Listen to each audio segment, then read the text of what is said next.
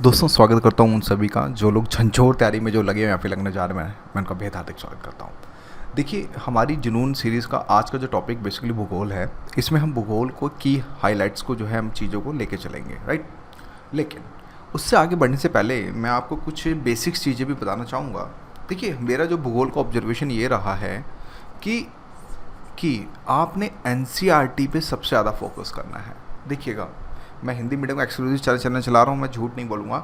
अगर आप लोग सिर्फ यूपीएससी की तैयारी कर रहे हैं और साथ अगर आप सिर्फ यूपीएससी की तैयारी कर रहे हैं तो आपने एनसीईआरटी पढ़नी है। लेकिन अगर आप साथ में यूपीएससी प्लस पीसीएस की भी तैयारी कर रहे हैं तो मैं ये कह सकता हूँ कि आपने एनसीईआरटी के साथ साथ आपने दृष्टि की क्विक बुक पढ़नी है।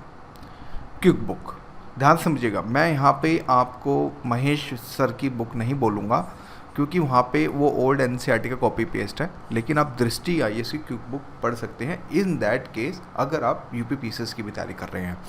लेकिन अगर आप सिर्फ यूपीएससी की तैयारी कर रहे हैं तो जस्ट आप एनसीईआरटी को इवन 9 to 12 को तो अच्छे से समझ के पढ़ना है।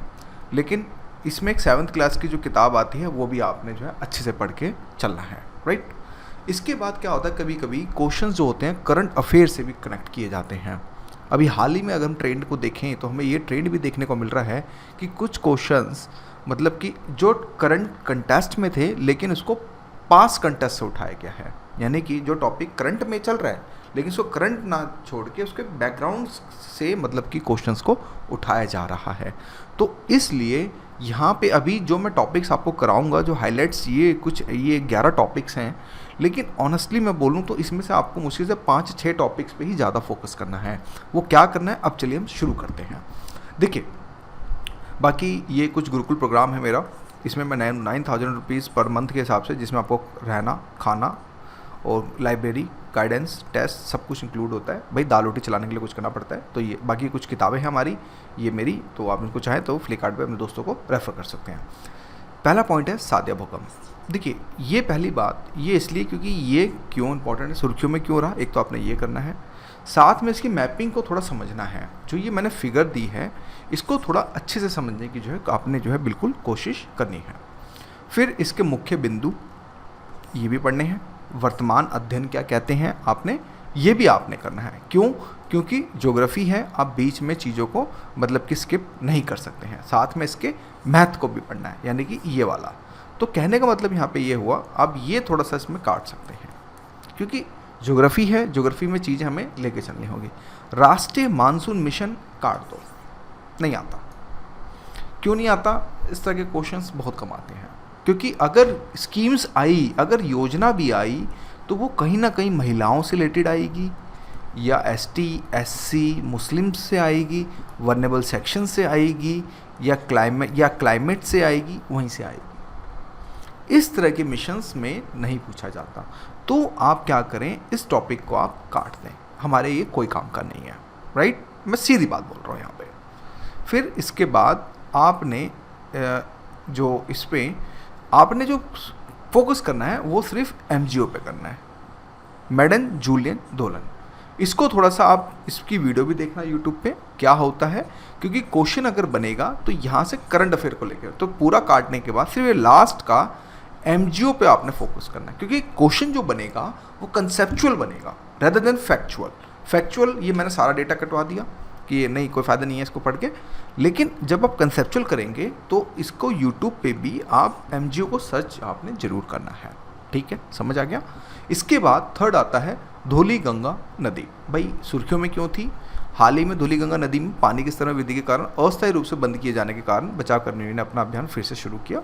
तो एक तो इसकी मैपिंग थोड़ा सा इम्पॉर्टेंट है। इसको आप इंडिया मैप में भी देखें, कहाँ से स्टार्ट होती है, कहाँ पे जो है ख़त्म, यहाँ पे जो है देखा जाए तो होती है।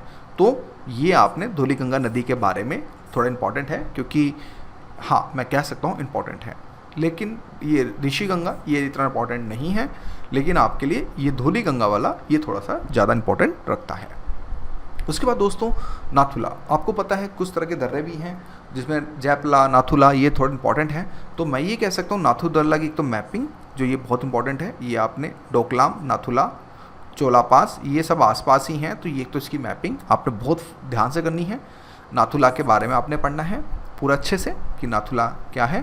और माउंट एंटना, देखो अब ये माउंट एंटना ऑनेस्टली बात करूँ, जैसे इसकी मैपिंग और ये कहाँ पे है, दैट्स इट। इसके अलावा और कुछ खास नहीं आएगा। अगर आप पढ़ना चाहें तो यस ये पढ़ लें, लेकिन चांसेस कम है। इसका मतलब कि अगर मैं बात करूं तो इसको मैं लो प्रोफाइल पे रखूँगा, ये हाई प्रोफाइल पे यहाँ से क्वेश्चन निकलना थोड़ा कम लगता है मुझे।